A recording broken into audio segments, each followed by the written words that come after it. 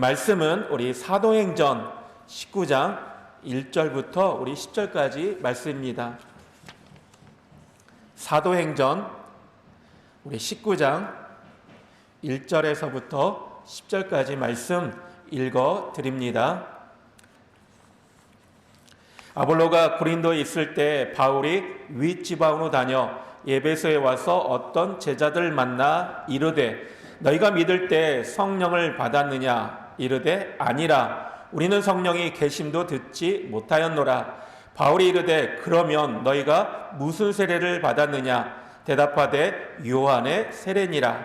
바울이 이르되 요한이 회개 세례를 베풀며 백성에게 말하되 내 뒤에 오시는 이를 믿으라 하였으니 이는 곧 예수라 하거늘 그들이 듣고 주 예수의 이름으로 세례를 받으니 바울이 그들에게 안수하며 성령이 그들에게 임하심으로 방언도 하고 예언도 하니 모두 12사람쯤 되니라. 바울이 회당에 들어가 석 달 동안 담대히 하나님 나라에 관하여 강론하며 권면하되 어떤 사람들은 마음이 굳어 순종하지 않고 무리 앞에서 이 도를 비방하거늘 바울이 그들을 떠나 제자들을 따로 세우고 두란노손에서 날마다 강론하니라. 2해 동안 이같이 하니 아시아에 사는 자는 유대인이나 헬라인이나 다 주의 말씀을 듣더라. 아멘. 자, 오늘 말씀의 제목을 너희가 믿을 때 성령을 받았느냐라는 말씀의 제목을 가지고 같이 말씀 나누어 보겠습니다. 자, 사도행전을 따르면 바울은 선교 여행을 1차, 2차, 3차를 떠났죠. 그때 선교 여행의 중심지였던 교회가 있었는데요. 바로 안디옥 교회입니다.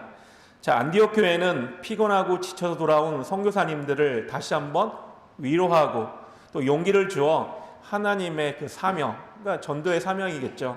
그거를 감당시키는 영적으로 재충전시키는 그런 영적인 교회가 되었습니다. 우리 영광교회도 이런 안디옥 교회 같은 교회가 되어서 많은 선교사님들이 세계에 흩어져 있는 우리 많은 선교사님들이 우리 영광교회에 와서 위로받고 또 용기를 얻고 또 재충전을 하여 다시 힘을 얻어 선교지로 보내는 교회가 되어야 할 것입니다. 자, 사도행전 18장 22절 23절 말씀을 보면 이런 말씀이 기록되어 있죠. 가이사랴에 상륙하여 올라가 교회 안부를 물은 후에 안디로 내려가서 얼마 있다가 떠나 갈라디아와 브르기아 땅을 차례로 다니며 모든 제자를 굳건하게 하니라 라는 말씀이 기록되어 있습니다. 자, 바울은 선교의 중심지였던 안디옥 교회에 아마 여기 보니까 얼마 있지 않다라고 합니다. 그러니까 아마 잠시 이제 머물러 있다가 이제 자기가 전도했던 사람들이 이제 믿음 생활을 잘 하는지 궁금해서 이제 3차 전도 여행을 떠나게 됩니다. 자, 그 18장 24절 보면 바울의 이제 발자취, 선교 여행에 대한 그 발자취가 계속해서 기록되어 있는데요. 특별히 이제 그 장소 중에서 이제 예배소라는 지역이 나옵니다. 자, 그곳에서 3년 동안이나 머물면서 말씀을 전하게 됩니다. 사도 바울이 선교를 다니면서 여러 곳들을 다니는데 특별히 오랫동안 이렇게 3년 동안 있었던 곳이 사실 에베소밖에 없습니다. 자, 에베소는 그래서 선교하기에 좋은 전략지 요충지로서 많은 장점들이 있었는데요. 자, 그럼 한번 예배소, 물론 아시겠지만 다시 한번 이 예배소에 대해서 살펴보고자 합니다. 자, 예배소는 아덴과 고린도처럼 잘 알려진 화려한 이 고대 도시 중에 하나였습니다. 당시에 벌써 이 1000년이 넘는 오래된 도시였는데요. 주변 강대국이 새롭게 일어날 때마다 자, 에베소 지역이 새로운 문화가 형성되는 교통과 상업의 중심지였다는 것입니다. 그러니까 여러 왕조, 여러 나라가 바뀌고 일어났다가 또 없어지고 하는 그 상황 속에서도 예배소만큼은 교통과 상업의 중심지로 역할을 감당했다는 것이죠. 자, 바울이 있던 당시에는 로마 제국의 4대 도시 중에 하나가 이 예배소였는데요. 자, 예배소는 아시아의 로마라고 불릴 정도로 발달된 도시였습니다. 당시 인구가 한 30만 명 정도니까 오늘날이면 30만이면 그래도 많지는 않지만 그 당시 인구로면 굉장히 큰 도시였죠. 유럽과 아시아를 잇는 교통의 요새였고요. 또 무역의 중심지였습니다. 그리고 자유 도시로서 지방자치제, 그러니까 물론 우리가 지방자치와 같은 비슷한 이 민회와 의원들을 가지고 있었는데요.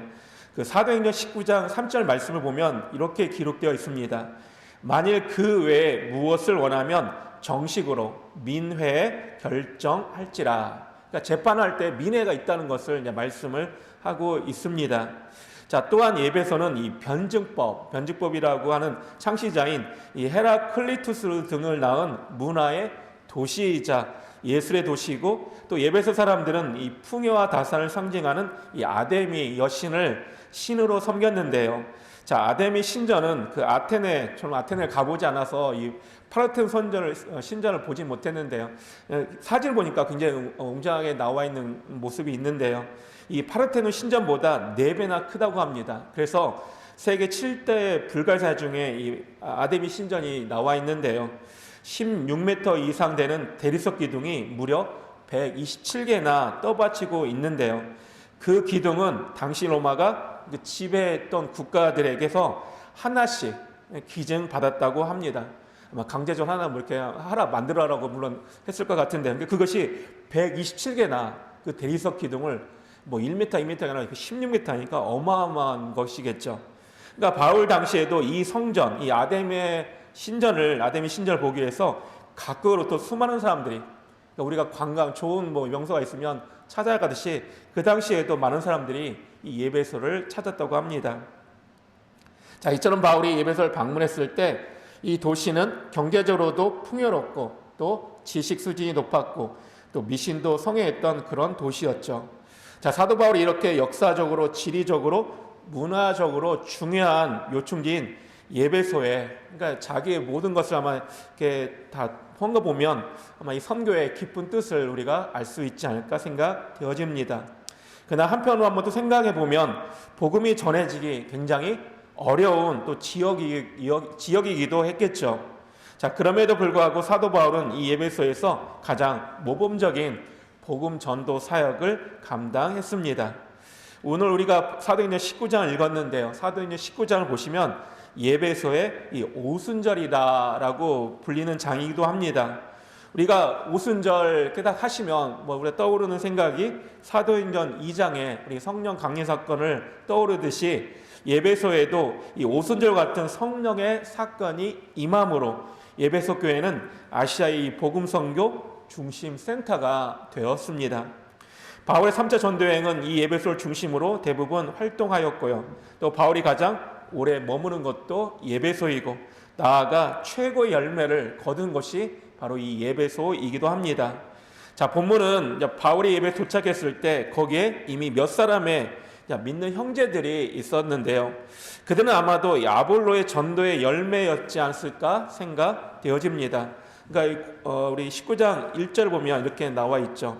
자, 아볼로가 고린도에 있을 때 바울이 윗지방으로 다녀 에베소에 와서 어떤 제자들을 만나. 그러니까 제자들을, 그러니까 아마 주님을 믿는 사람들이겠죠. 근데 이제 어떤 제자들을 만났다라고 말씀하고 있습니다. 자, 근데 이걸 보면서 이들이 이제 이런 이야기를 하죠. 근데 말하다 보니까 요한의 세례밖에 모른다라고 본문은 말씀하고 있습니다. 그러니까 3절에 보니까 요한의 세례밖에 모른다라고 이야기를 하고 있죠. 그러니까 여기서 우리가 이 말씀을 생각해 볼 때 똑같은 말씀이 앞에 장 우리 18장에 보면 25절에 이렇게 말씀하고 있는데 한번 찾아보겠습니다. 18장 우리 25절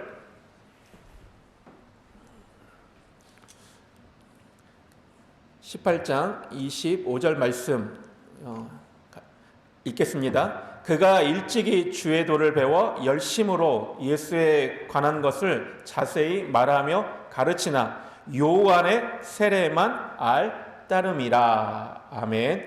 자, 여기도 보니까 요한의 세례만 알 따름이라. 근데 그가 나와 있죠. 이 그는 바로 이 아볼로입니다. 아볼로가 요한의 세례만 알았다라고 말씀하고 있는데요. 자, 그랬던 그 사람이 브리스겔과 아굴갈라를 만나게 되면서 이제 하나님의 도를 정확히 이제 알게 되었습니다. 뭐 하나님의 도라는 것은 결국 예수님과 뭐 성령님에 대해서 가르침을 받았겠죠. 그렇게 되니까 나중에 28절 보니까 뭐라고 이제 말씀하고 있냐면, 자, 이는 성경으로서 예수는 그리스도라고 증언하여 공중 앞에서 힘있게 유대인의 말을 이김이러라. 그러니까 아볼로, 요한의 세례밖에 알지 못했던 그 아볼로가 이제 브리스가 아굴라에게 하나님의 도, 그러니까 복음에 대해서 알게 되고, 그러니까 예수님에 대해서 성령에 대해서 알게 되니까 나중에는 예수는 그리스도라라고 복음을 증거하는 모습이 28절에 기록되어 있습니다. 그러니까 이제 이 아볼로가 했을 때, 그러니까 이 제자가 어떤 거 우리가 생각했을 때 아볼로의 제자였지 않았어. 그러니까 결국 또 말하는 게 요한의 세례만 알았다라고 말씀하고 있는 것이죠. 우리 아볼로 여기 보면 우리가 뭐 28절 잠깐 설명해 보면 디아스포라 유대인으로서 알렉산드리아 출신인데요. 유대인이었지만 헬라의 알렉산더 대왕이 세운 도시 출신답게 이름도 이제 헬라식으로 지었습니다. 자, 아볼로라는 이름의 원래 발음은 이 아폴론인데요. 그러니까 올림포스 12신 중에 하나인 태양, 음악, 시, 의술들 감당하는 신의 이름이 이 아폴론인데요. 그러니까 아볼로라는 이름으로 볼 수가 있는데요. 그러니까 사도행 18장 24절에 보니까 아볼로는 말을 잘하고 성경 지식이 해박했다라고 합니다. 그러니까 아볼로는 원래 학문이 능하고 일찍부터 주의 도를 배워 열심히 주님을 가르치는 사람이었습니다. 아마 예수님도 굉장히 관심이 많았겠죠. 그도 성경을 가르쳤습니다. 그런데 결국 예수에 대해서 뭘 가르쳤지만 실질적인 복음인 예수님의 이런 죽음과 부활, 성령에 대해서는 알지를 못했던 것이죠. 그래서 요한의 세례만 알았다라고 고백하고 있는 것입니다. 자, 그래서 우리가 지금 바울이 이 에베소에 만난 이 어떤 제자들을 아볼로의 제자였다라고 생각할 수 있는 것이죠. 자, 그 사람들이 여기 7절에 보니까 12사람쯤 되었다라고 말씀하고 있습니다. 자, 이제 그들을 사도 바울이 만나게 되면서 바울은 아마 그들의 믿음, 그러니까 제자들 만났으니까 믿음을 한번 확인해 보고자 질문을 하게 되죠. 자, 첫 번째 질문을 보니까 너희가 예수를 믿었느냐라고, 그러니까 믿을 때, 그러니까 아마 예수님을 믿느냐라고 하면서 성령을 받았느냐라고 물어보게 됩니다. 자, 이것은 성도들의 가장 기본적인 질문이고 또 반드시 중요한 것이기 때문에 아마 사도 바울이 물어본 것입니다. 자, 그런데 그들의 대답이 고백을 하죠. 우리는 성령이 계심도 듣지 못하였다라고 대답하고 있습니다. 자, 그들은 성령의 은사나 성령의 내주하심을 전혀 체험하지 못한 영적인 장님들이었던 것이죠. 자, 이 질문은 우리에게도 굉장히 중요한데요. 성령을 받았다고 하는 이 사실이 왜 그리도 중요합니까? 성령 받았다는 것은 우리가 구원을 받았다는 것이고 또한 우리의 의지가 아니라 하나님의 성령으로서 우리는 삶을 산다는, 그러니까 우리가 우리 뜻 하는 것이 아니라 하나의 뜻 가운데 산다는 말씀이기 때문입니다. 그래서 바울은 그 제자들에게 성령을 받았는가라고 질문한 것은 세례를 누구에서 받았냐 하는 것이 중요한 것이 아니라 이렇게 성령을 받는 게 중요하다는 뜻입니다. 그러니까 그들이 성령을 받지 못했고 이 성령에 대해서 듣지도 못했다라고 대답을 하죠. 자, 그러자 바울은 다시 묻습니다. 너희가 무슨 세례를 받았느냐라고 묻게 됩니다. 자, 그러니까 그들은 요한의 세례를 받았다라고 대답합니다. 여기서 요한의 세례는 회개의 물 세례를 말하는데요. 마가복음 1장 4절 5절에 보시면 이렇게 기록되어 있습니다. 세례자 요한이 광야에 이르러 죄 사함을 받게 하는 회개의 세례를 전파하니 온 유대 지방과 예루살렘 사람이 다 나와 자기 죄를 자복하고 요단강에서 그에게 세례를 받았다라고 말씀하고 있습니다. 자, 세례 요한은 회개하는 사람들에게 물 세례를 베풀었는데요. 세례 요한의 세례란 죄를 깨닫고 죄를 회개하는 세례입니다. 자, 이것을 가리켜 회개의 세례다라고 하는데요. 그래서 마태복음 3장 8절에 보니까 그러므로 회개에 합당한 열매를 맺으라라고 말씀하셨습니다. 그래서 초기 기독교가 이 회개에 합당한 열매를 맺으라는 이 세례 요한의 가르침에 따라서 세례를 중요한 종교 의식으로 받아들였지만 사실 이것이 우리 기독교 신앙의 본질이 아니라는 사실을 우리는 분명히 알고 있죠. 예배소 형제 또는 우리 형제 또는 성도들은 기본적인 단계에 머물러 있는 상태였습니다. 마치 영적으로 젖먹는 어린아이와 같았다는 것이죠. 자, 이에 바울은 먼저 세례 요한의 증거를 그들에게 들려줍니다. 우리 다시 한번 우리 19장 4절 말씀으로 가겠는데요. 4절 말씀 우리 같이 한번 읽어보겠습니다. 19장 4절 시작. 바울이 이르되 요한이 회개의 세례를 베풀며 백성에게 말하되 내 뒤에 오시는 이를 믿으라 하였으니 이는 곧 예수라 하거늘. 아멘. 자, 바울은 세례 요한이 한 말을 다시 한번 강조하죠. 세례 요한은 자기를 주목하지 말고 바로 예수를 주목하라고 말했습니다. 백성들이 바라고 기다리는 그리스도 구주는 요한이 아니라 자기 자신이 아니라 성령과 불로 세례를 주시는 그리스도라고 말씀하는 것이죠. 요한의 세례는 회개의 세례입니다. 예수님의 십자가 복음을 알지 못하고 요한의 세례밖에 알지 못하는 그들의 신앙생활이 어떠했을까요? 자, 그들은 자신들이 죄인이라는 사실을 알고 열심히 아마 회개했을 것입니다. 자, 그러나 예수님의 십자가 보혈로 말미암아 죄 씻음을 받아야 하는데 죄 사함이 없었기 때문에 아마 그들은 답답했을 것입니다. 자신의 더러운 모습, 죄된 모습은 분명히 아는데 실천해 버리지 못하는 아마 그 답답함이 그들 가운데 가득했을 것입니다. 그래서 바울은 그들에게 그리스도가 되시는 예수에 대해서 설명해 주게 됩니다. 바울은 예배소의 제자들이 복음을 부분적으로 밖에 듣지 못한 사실을 알고 그들에게 완전한 복음을 들려주었던 것이죠. 바울의 메시지를 들은 그들은 그리스도께서 누구신지를 분명히 알았고 또한 그리스도, 예수님을 확실하게 믿게 되었습니다. 그들은 이제 새로운 깨달음을 받았다는 그 사실을 공식적으로 선포하기 위해서 이런 그들에게 이제 바울이 주 예수의 이름으로 세례를 베푸게 됩니다. 본문 5절 말씀인데요. 우리 5절 말씀 다시 한번 같이 읽겠습니다. 시작. 그들이 듣고 주 예수의 이름으로 세례를 받으니. 아멘.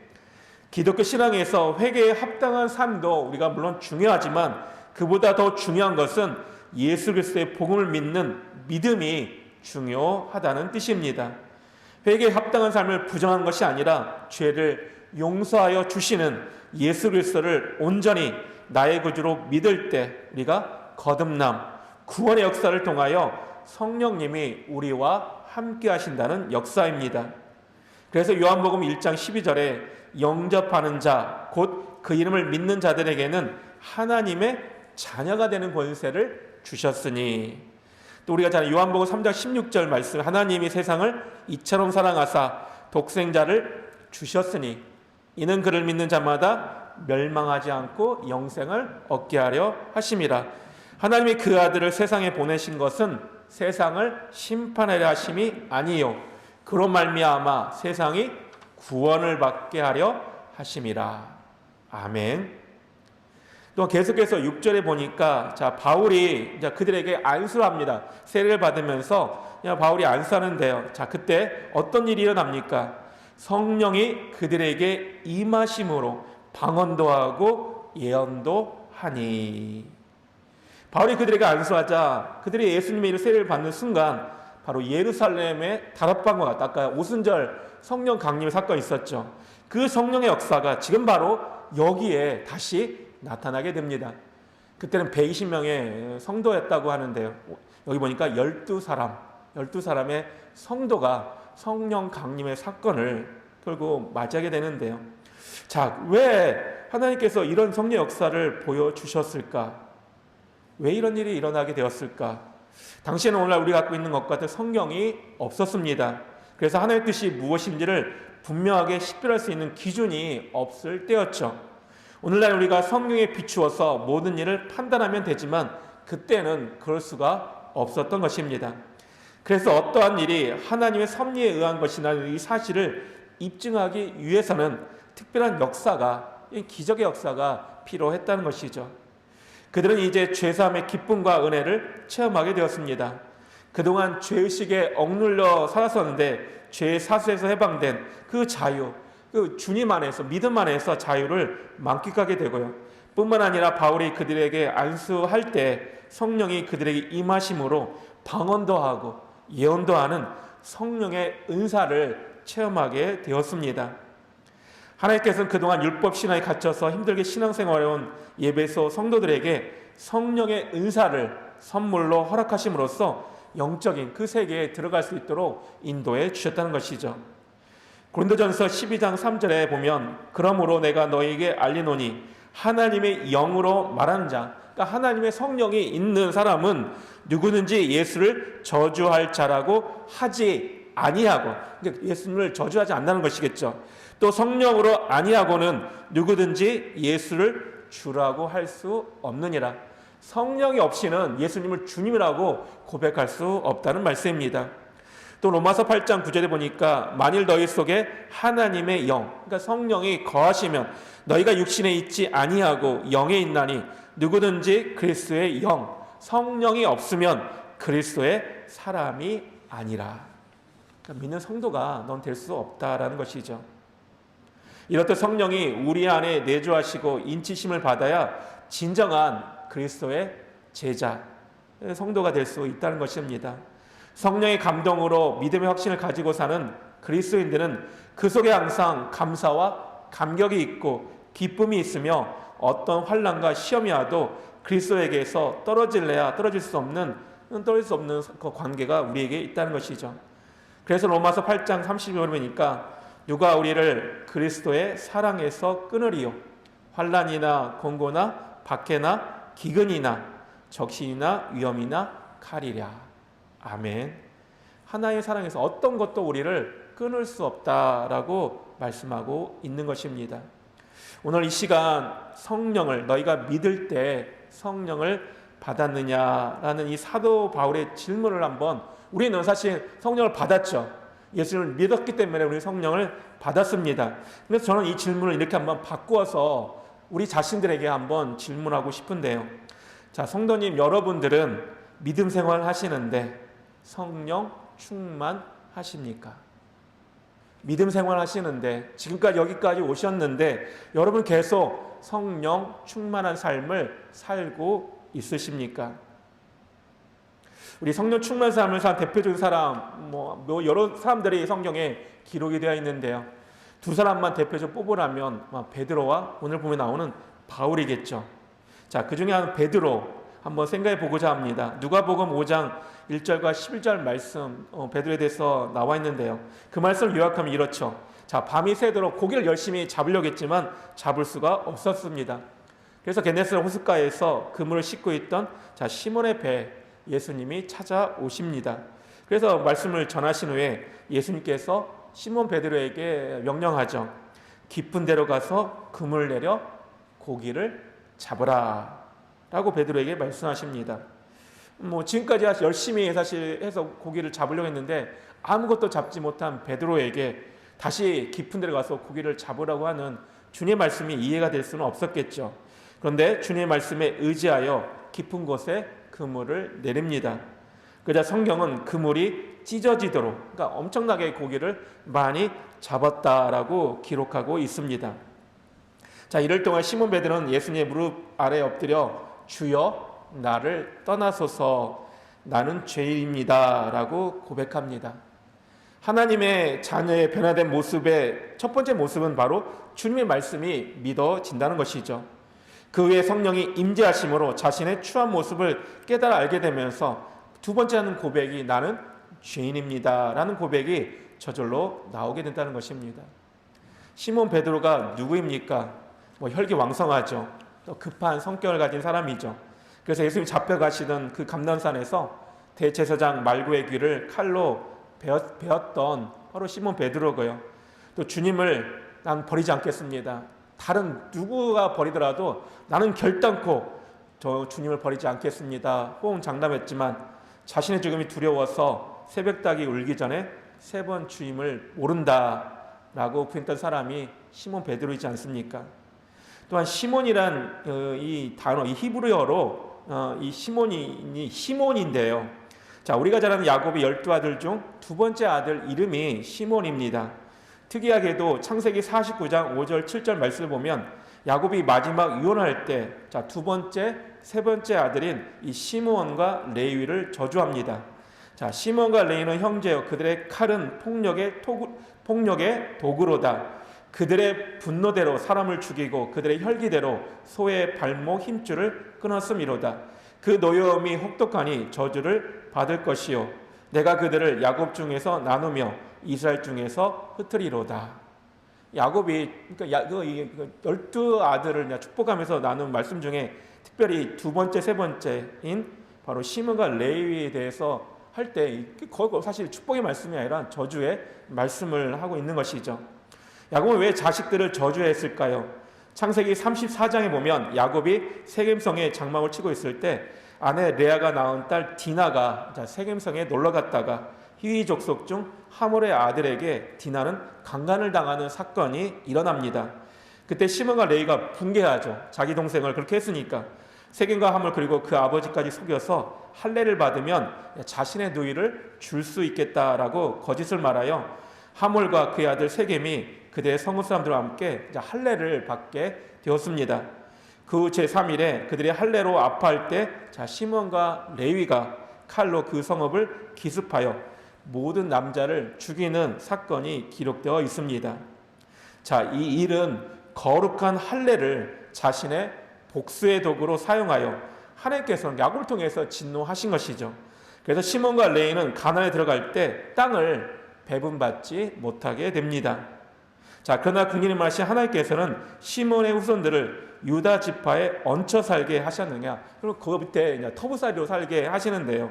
여호수아 19장 1절 보니까 시몬 곧 시몬 자손의 지파를 위하여 그들의 가족대로 제비를 뽑았으니 그들의 기업은 유다 자손의 기업 중에서라. 그러니까 유다 자손이 받는 기업에서 시몬의 자손을 기업을 준다는 것이죠.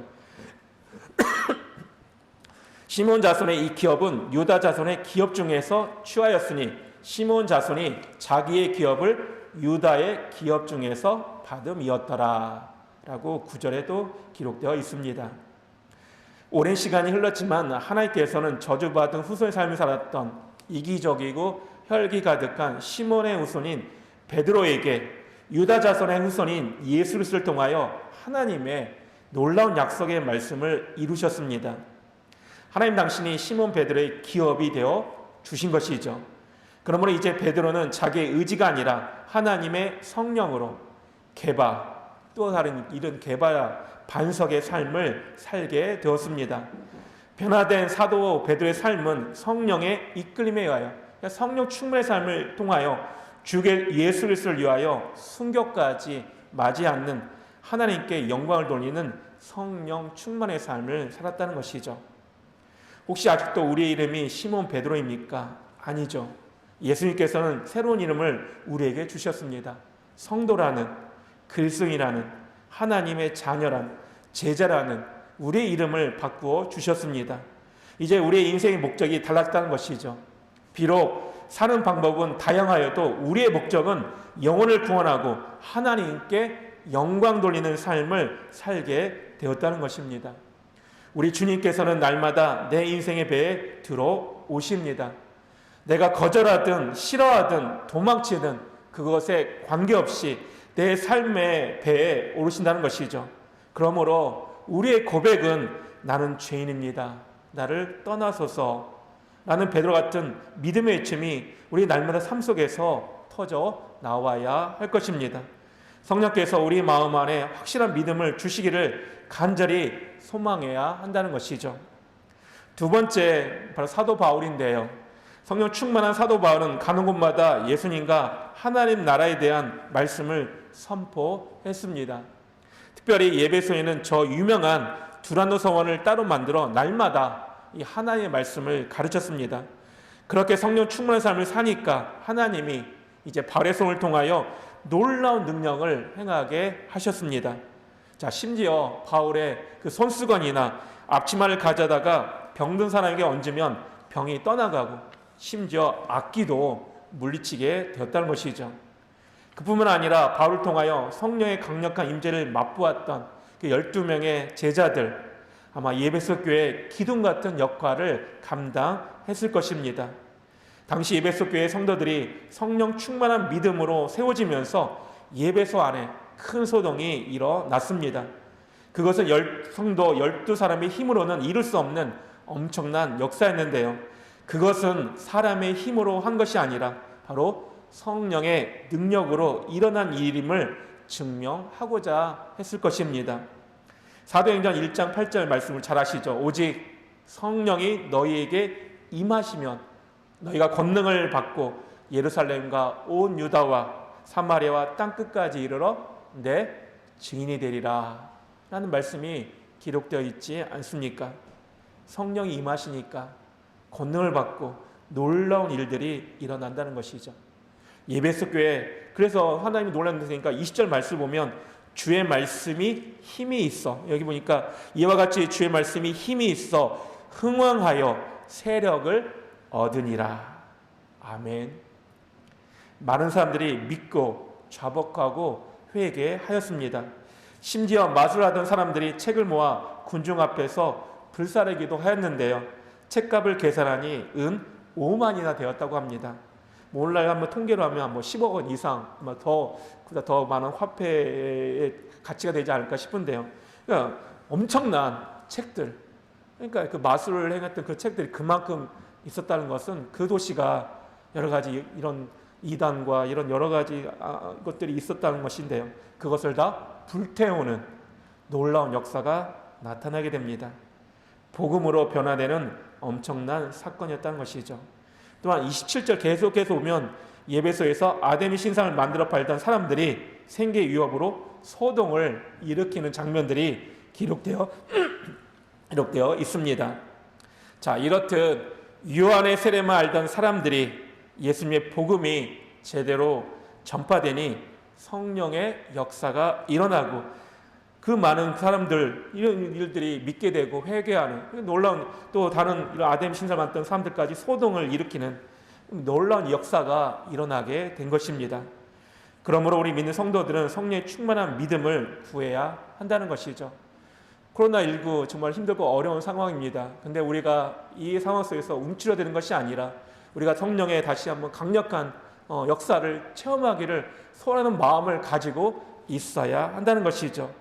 성령의 임재하심으로 성령의 열매를 맺게 하시어 하나님의 자녀답게 살아야 한다는 것입니다. 또한 우리 믿는 성도들에게 성령의 권능을 부어달라고 기도해야 할 것입니다. 그래서 우리에게 맡겨진 사명을 잘 감당할 수 있어야 한다는 것이죠. 하나님, 우리가 성령 충만한 큰 믿음으로 날마다 이 구원의 역사를 이루어 가시기를 기대하고 계십니다. 이제 2020년 한 해를, 한 달을 지금 남기고 있는데요. 우리가 한 해, 사실 뭐 한 거 없는 것 같은데 벌써 2020년도 한 해가 저물어 가고 있습니다. 또한 코로나가 지금 또 2.5 단계로 격상하면서 교회에 모이는 것이 더 어려워지고 힘들어지는 연말 연시가, 특별히 우리 크리스마스 성탄절, 교회의 가장 중요한 우리 성탄절, 예수님의 탄생을 또 재림을 우리가 소원하는 우리 귀한 절기, 정말 중요한 절기가 앞에 놓여 있는데요. 그 절기를 이제는 교회에서 모여서 예배드리기가 쉽지 않는 상황에 놓여 있습니다. 그럼에도 우리는 이 어려운 상황 가운데 속에서도 하나님께서 성령의 능력으로 우리의 믿음을 새롭게 하고 또 성령 충만한 삶으로 살 수 있기를 우리 주님은 바라고 있다는 것입니다. 특별히 우리 모든 삶 속에서 성령 충만한 삶을 통하여서 사도 바울이 에베소 교회를 통하여 하나의 놀라운 역사를 일으켰던 것처럼 우리 영광교회를 통하여 하나의 놀라운 역사가 지금처럼 일어나고 있다고 믿습니다. 우리 눈에 아직 보이지 않나 할지라도 반드시 기도하는 사람, 예배드리는 사람, 성령 충만한 삶을 통하여서 오늘도 역사하심을 믿고 나아가는 우리 모두 영광의 교회 성도님들 다 되시기를 주님의 이름으로 축원합니다. 아멘. 기도하겠습니다. 하나님 아버지, 우리가 주님을 믿게 하시고 또 우리 영원한 생명 주시니 하나님 감사합니다. 그런데 하나님 시간이 지나다 보고 또 하나님 이 신앙의 반복된 생활을 통하여서 우리의 믿음이 우리의 신앙이 가물어 메마른 땅이 되었지 않나 다시 한번 생각하여 주시옵소서. 아버지 하나님 사도 바울이 하나님 에베소 갔을 때 제자들이 아버지 주의 성령에 대해서 몰랐습니다. 요한의 세례는 회개의 세례는 그들이 받았지만 성령에 대해 주님에 대해서는 알지 못하였는데 그들이 바울을 만남을 통하여서 정말 성령 놀라운 충만의 역사를 그들이 경험하게 되었습니다. 우리도 하나님 날마다 주님을 만날 때 이런 성령 충만의 역사가 나타날 수 있도록 도와주시옵소서. 우리가 기도할 때 또 우리가 말씀 들을 때 말씀 읽을 때 찬양할 때 성령 하나님께서 우리를 주장하여 주셔서 우리를 탄식하며 기도하신 너는 왜 기도하지 않느냐? 너는 왜 하나님의 말씀을 믿지 않느냐? 너는 왜 하나님의 말씀에 순종하지 않느냐? 너는 환경 바라보지 말고 주 예수 그리스도를 바라보아라 라는 성령의 음성을 들을 수 있도록 인도하여 주셔서 어렵고 힘들 때일수록 아버지 하나님 예배의 자리, 기도의 자리에 나올 수 있는 저희들 될 수 있도록 인도하여 주시옵소서. 그랬을 때 하나님 우리는 부족합니다. 12 형제들이 하나님 세례를 받았지만 그 예배스 교회가 하나님의 말씀이 흥왕하여 세례를 얻었다라고 말씀하십니다. 예배소와 같은 형편입니다. 정말 이 세상을 둘러보면 음란과 우상과 여러 세상 이단들이 판치는 이 세상 속에서 우리는 어떻게 살아야 되겠습니까? 아버지 하나님 우리에게 능력을 허락하여 주시옵소서. 하나님의 말씀이 살아 흥왕하여서 하나님 말씀 가운데 정말 부흥의 놀라운 역사가 나타나가여 주시옵소서. 코로나 분명히 물리칠 수 있을 것입니다. 그런데 코로나 물리칠 이후에 과연 우리들의 신앙이 아버지 더 뒤로 후퇴하는 것이 아니라 더 앞으로 한보 2걸음 3걸음 진보할 수 있도록 도와주셔서 믿음의 진보를 이루어서 더욱더 주님을 뜨겁게 믿을 수 있는 주님의 사람들, 주님의 성도들이 될 수 있도록 하나님 역사하여 주시옵소서. 영광교회가 성령 충만한 삶을 사는 성도들로 가득 넘칠 수 있도록 도와주시옵소서. 특별히 맡은 직분자들, 우리 목사님들, 우리 사역자들, 또 우리 장로님들, 권사님들, 집사님들, 또한 2021년도에 직분 받으실 임직자 후보님들, 아버지 우리 모두가 정말 성령 충만한 삶을 살 때 우리를 통한 하나님의 놀라운 역사를 우리 노릇으로 체험하고 맛볼 수 있는 놀라운 은혜 역사가 나타나가여 주시옵소서. 그러기 위해서는 오늘도 기도해야 되고 오늘도 말씀 가운데 힘을 얻어야겠습니다. 하나님이여 우리에게 능력을 허락하여 주시옵소서. 우리는 연약합니다. 우리는 부족합니다. 우리는 하나님 물러설 수밖에 없고 쓰러질 수밖에 없는 연약한 존재이지만 주님의 이름으로 말미암아 주님의 성령의 능력으로 말미암아 우리는 다시 일어날 것이고 우리는 승리할 것이고 우리는 하나님의 역사를 반드시 이뤄갈 줄 하나님의 자녀들입니다. 아버지 하나님 끝까지 우리를 붙들어 주셔서 바울처럼 또 예배소의 이름 모를 성도들처럼 하나님 나라의 하나님 역사에 귀하게 쓰임받는 우리 영광교회 우리 모든 성도들 다 될 수 있도록 인도하여 주시기를 간절히 소원하오며 예수님 이름으로 기도하옵나이다. 아멘. 주기도로 마치겠습니다. 하늘에 계신 우리 아버지여 이름이 거룩하심을 받으시오며 나라의 마옵시며 뜻이 하늘에서 이루어진 같이 땅에서도 이루어지이다. 오늘날 우리에게 일용할 양식을 주옵시고 우리가 우리에게 죄진 자를 사하여 준 것 같이 우리의 죄를 사하여 주옵시고 우리를 시험에 들게 하지 마옵시며 다만 악에서 구하옵소서. 대개 나라와 권세와 영광이 아버지께 영원히 있사옵나이다. 아멘.